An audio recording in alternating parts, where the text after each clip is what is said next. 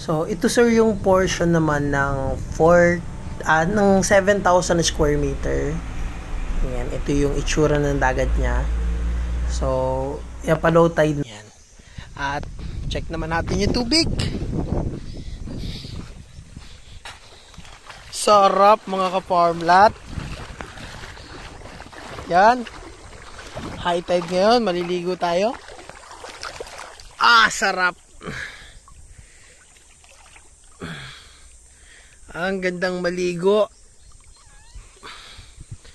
Yan. Ito po yung magandang pwesto dito. Ito yung cut na bawat lote ay 20 meters yung frontage, 7,000 square meter for 5.5 million. Yan. And yung dun po banda mga ka-farm lot, doon, yung sa dako-dako doon. Yan naman po yung 3,222 square meter for 2.5 million. Yan, yung may mga mangrove sa harap. Pero maganda rin po buhangin na yan. Pero ito yung kagandahan. Yan, kita nyo naman. Yan, malinaw siya mga ka-farmlat pag high tide, oh. Diba? Lalakad-lakad tayo. Hindi siya lumabo. Diba? Yan, ganda dito.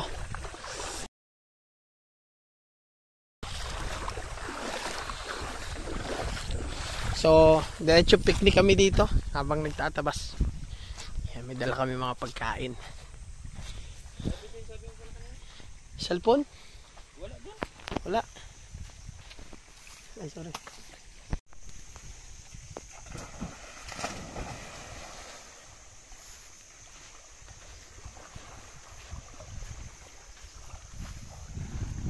Sarap mga kapanglat. Malinaw ang tubig. Ayan, malinaw po yung tubig mga ka-farmlat.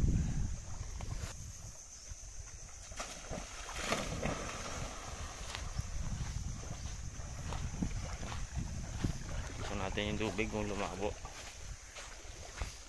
So, mga ka-farmlat, malinaw pa rin po yung tubig pag dive ni Jeff.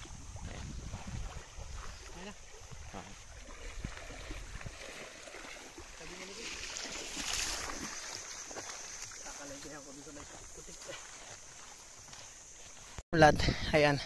Nandito po tayo ngayon sa vlog 184 po. Maganda pala dito pag low tide.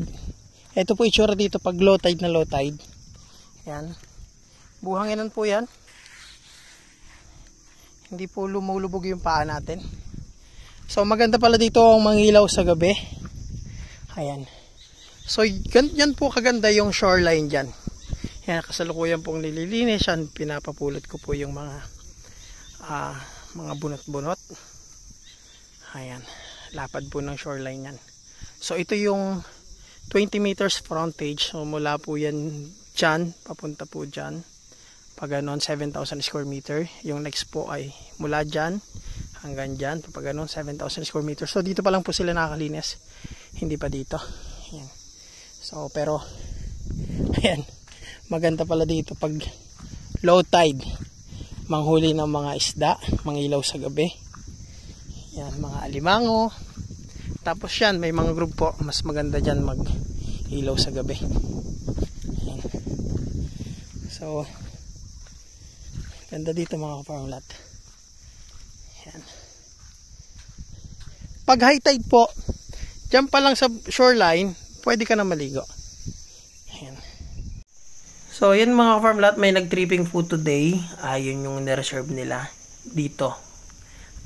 Foreigner po. Asawa ng foreigner yung nagbisita. Pero foreigner po yung nakapili sa pwesto na to.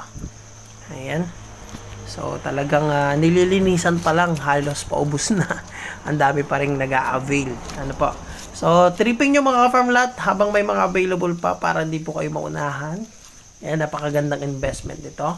Dahil ang kalakarang bentahan po dyan is 1.8 na per square meter. Pero ang bentahan po ngayon dyan ay 775 pesos lang po per square meter. Bali, day 3 na po yung paglilinis dito. Ayan, alas 5 na po ng hapon. Nandito po kami. So, ayan, tapos na pong magtabas sa portion na to. bukas naman ulit. So, pinauna ko po ito mga ka-farm lot dahil may bibisita dito bukas at sana magustuhan po ng buyer po natin. Yan, flatland na Anyugan po yan. Yan, maganda po. Ayan, pasok po sasakyan dito. Ford Fiesta nga po pasok. Lalo na po yung mga 4x4. Mas pasok na pasok. Ayan. Ipakita ko rin po pala sa inyo mga farm lot yung tripping po ng isang buyer po dito. Ayan. So, ayan. Ang ganda po ni ma'am. So, ayan mga farm lot. Ito yung late offload na tripping po before dito sa first title. Ayan. So, nagpabuko po tayo. Ayan, total may mga nagtatabas doon. Nagpahingi tayo ng buko para makainom po yung ating buyer. And ito po yung tripping nila nung hindi pa masyadong nalilinisan po yung property. And yun, ang kagandahan mga ka-farm lot na gustuhan naman po nila at nagpa-reserve po sila dyan. Ayan. So, nag-ikot-ikot din po sila somewhere in Quezon, sa Mulanay, San Francisco. And wala po sila nagustuhan doon. At ito po yung napili rin nila. Ang location po pala ng property mga ka-farm lot ay sa Guinyangan, Quezon po. Ayan.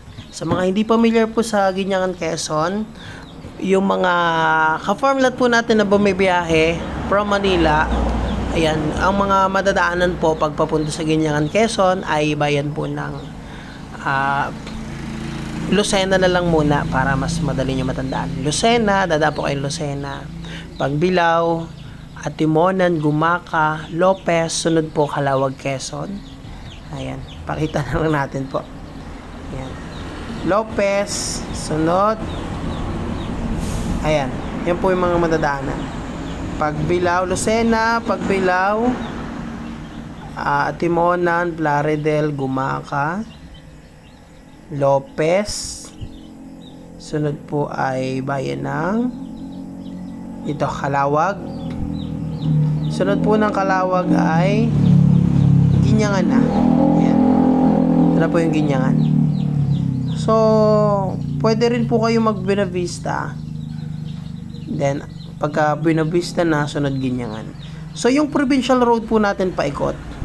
From Calawag, Quezon. Ito.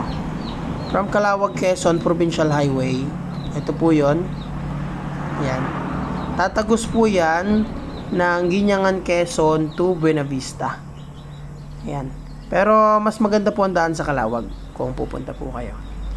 And ang Guinyangan, Quezon po ay napakaraming resort po. Ayan, puro resort po yan. Ayan. Puro resort. Ayan. Marami pong resort dyan sa Guinyangan, Quezon.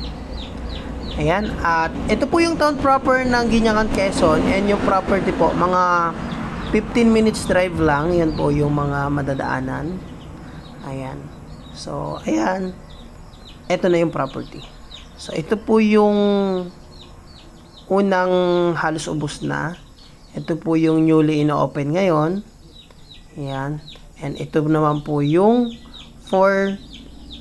yung 7,000 square meter. Yung walang mangrove sa harap. Ito. Yan. Anyugan po yan. Yung pinakita ko sa video kanina. Ayan. So, at least may idea kayo mga farm lot. 7,000 square meter for 2.5 million all in. Ano po? Lahat. Sagot na ng seller. And, yun. Yun nga po, gaya ng sabi ko, malapit sa town proper. Ayan. May source ng kuryente, tubig, at may cellphone signal, internet connection. Yan, may mga palayan po dito sa main road. Kaya, mga magiging bigas nyo dyan kung bibili po kayo, mga bagong ani. At magkakaroon po dito ng high school. Sa sariling high schools mismo sa bayan ng RBSmen. Ayan. At dito po mga ka-farm lot, marami po nangingisda dyan. Ayan, kaya mga sariwang isda, dyan po makakabili na kayo. And pwede rin naman po kayo pumunta sa town proper, malapit lang naman. So, ayan mga farm lot, hanggang dito na lang po yung video natin. So, sa mga buyer nating commute, dito po kami nagmi-meet up. Ayan, sa ayan, EV Liner Terminal. Nga ba terminal? Ayan, meron pala dito mangrove walk. Check natin. mangrove walk. Yan, pwede nyo pong pasyalan to mga ka-farmland. Mangrove walk sa Ginyangan, Quezon. Yan. Ano pa ba? Alam ko may falls din dito eh. Hanapin natin yung Inabaang Falls. Yan. Ito po yung falls ng Ginyangan.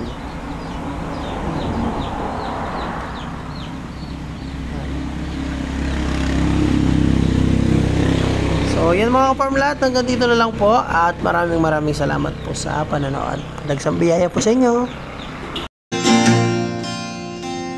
Halika na,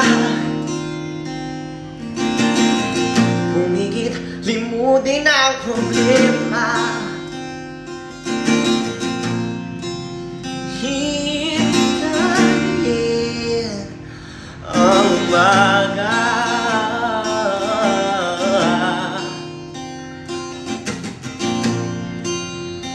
Magpahinga, panaginip ang kakaligaya. Darating din ang umaga, basta tayo'y magkasama. Laging merong umagang sikat ng araw, may dalang liwanag sa ating pangarap. Haharapin natin. Ayan, malinaw po ito mga ka-farm lot. So, pasok po sa sakyanan. Haharapin natin. Kotse na yun.